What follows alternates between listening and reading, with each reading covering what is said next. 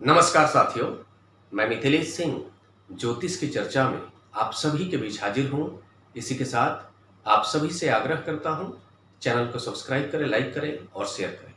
आप सभी का यूट्यूब चैनल मीट एस्ट्रो 10 पर स्वागत है। आज चर्चा का विषय है तुला लग्न में लग्नेश शुक्र जब पंचम भाव में जाकर कुंभ राशि में विराजमान होंगे तो किस प्रकार का प्रभाव देखने को मिलेगा।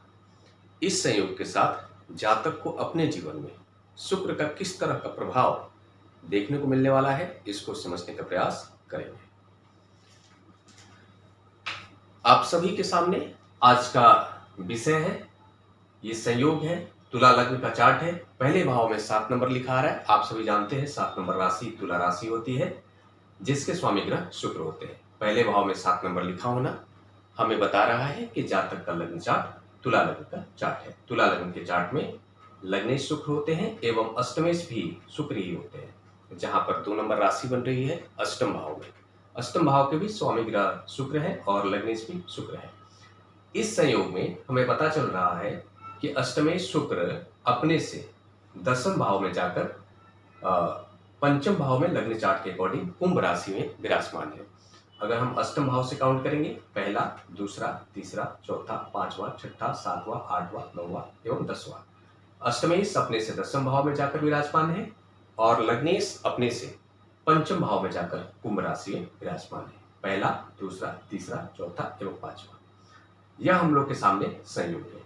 इस संयोग में पता चल रहा है कि अष्टमेश का संबंध पंचम भाव से एवं अष्टमेश का संबंध शनि से, लग्नेश का संबंध पंचम भाव से एवं लग्नेश का संबंध शनि से हो रहा है।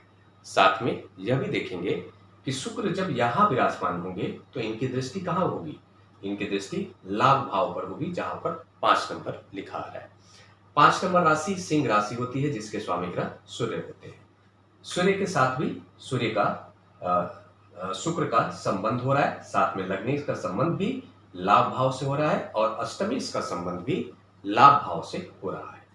यह कंप्लीट स्थिति है। इसके प्रभाव इस प्रकार के होंगे कि सामान्य तौर पर आप सभी जानते हैं तुला लग्न का जो जातक होता है उसके ऊपर विशेष शुक्र का प्रभाव देखा जाता है। ऐसा जो जातक होता है गुण ज्ञानी होता है, रहस्यवादी ज्ञान की समझ रखता है, साथ में उसके व्यक्तित्व में एक आकर्षण देखा जाता है, बातचीत करने में बहुत ही चालाक होता है, समझदार होता है, परिस्थितियां कैसे उसके पक्ष में हो इसकी समझ रखने वाला होता है।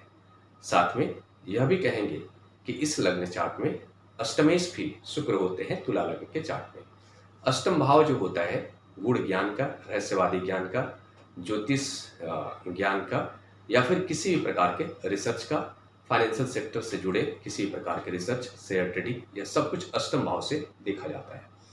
अष्टमेश है शुक्र, तो इन सभी क्षेत्रों के प्रति जातक के व्यक्तित्व में रुचि देखा जाता है। लेकिन यह रुचि कितना ज्यादा होगा यह डिपेंड करेगा लग्नेश की स्थिति पर। यहां पर हमें पता चल रहा है कि लग्नेश का संबंध पंचम भाव से हो रहा है। आप सभी जानते हैं पंचम जो भाव होता है शिक्षा का भाव होता है, संतान का भाव होता है। इस संयोग में पता चल रहा है कि लग्नेश भी शुक्र है और अष्टमेश भी शुक्र है। लग्नेश और अष्टमेश होकर शुक्र पंचम भाव में विराजमान है। इस बात से पता चल रहा है कि जातक की जो शिक्षा रहेगी वो अष्टम भाव से संबंधित जो क्षेत्र होंगे उसके प्रति विशेष आकर्षण होगा, उस क्षेत्र के प्रति विशेष ज्ञान प्राप्त करने की इच्छा जातक के व्यक्तित्व में देखी जाएगी।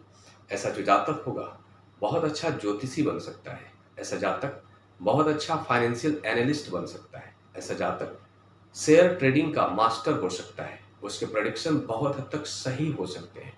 ऐसा जातक किसी भी विषय की गहराई में जाकर जानने वाला हो सकता है, खोज पड़ताल करने वाला हो सकता है। ऐसा जातक बहुत ही अच्छा जासूस भी बनते हुए देखा जा सकता है।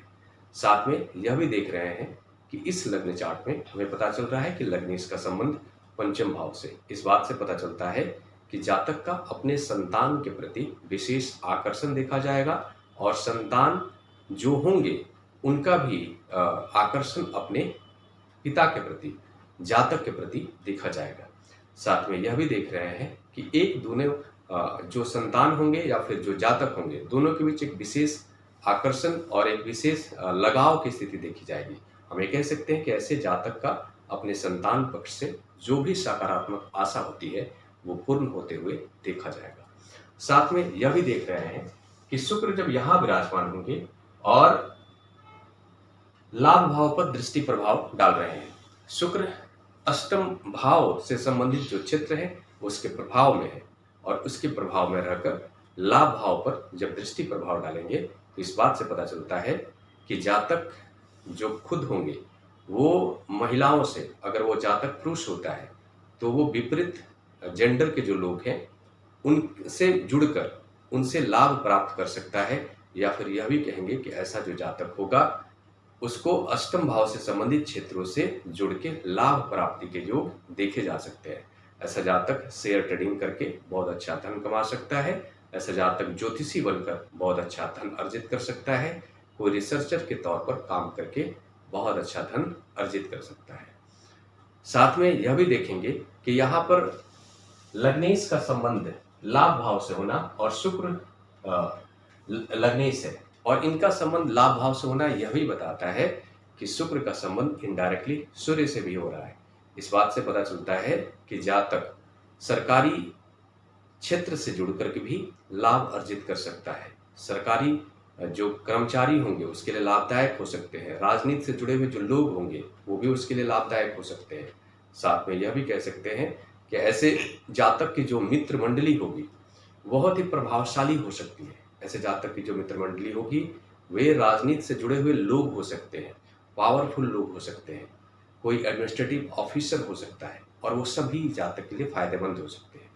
जातक यह भी कह सकते हैं कि जातक बहुत ही समझदार होगा। वो अपनी पहचान का किस प्रकार से उसको लाभ में परिवर्तित करना है, उसको उसका लाभ लेना है उस पहचान का, इसकी समझ जातक के अंदर बहुत अच्छी देखी जाएगी और वो उसका उपयोग करने में सक्षम होगा। साथ में यह भी कहेंगे कि यहाँ पर जो भी प्रभाव बताया गया है ये सारा प्रभाव सामान्य प्रभाव है। इन सभी प्रभाव में कमी या बढ़ोतरी दोनों देखा जा सकता है। वो डिपेंड करेगा सभी ग्रहों का जो प्लेसमेंट है किस प्रकार का है। पूरे लग्न चार्ट में सभी ग्रह किस भाव में जाकर विराजमान है, किस भाव के स्वामी ग्रह से दृष्ट हो रहे हैं, कितने डिग्री पर हैं, किस नक्षत्र में है, सब कुछ देखना महत्वपूर्ण होगा। ये सामान्य प्रभाव है। शुक्र का संबंध सूर्य से हो रहा है। इसका नकारात्मक प्रभाव के तौर पर अगर देखें तो ऐसे जातक को थोड़ा सा संतान प्राप्ति को लेकर के संघर्ष की स्थिति बनते हुए देखा जाता है। ऐसे जातक को शुक्र को मजबूत करने का उपाय भी करना चाहिए। जैसे ऐसे जातक को ओम शुक्राय नमः का जाप डेली 108 बार करना चाहिए। शुक्र से संबंधित जो चीजें हैं उसका ख्याल रखना चाहिए। जैसे उससे ज्यादा व्हाइट कलर के कपड़े पहनना चाहिए, उसके लिए बहुत ही लकी रहेगा और फायदेमंद रहेगा। अगर वो कहीं पर भी किसी शुभ कार्य के लिए जा रहा है तो उसे व्हाइट वस्त्र धारण करके जाना चाहिए, उसके लिए फायदेमंद रहने वाला है। इसी के साथ अगले विषय पर चर्चा के लिए आप सभी के बीच मिलूंगा। तब तक के लिए मेरा नमस्कार।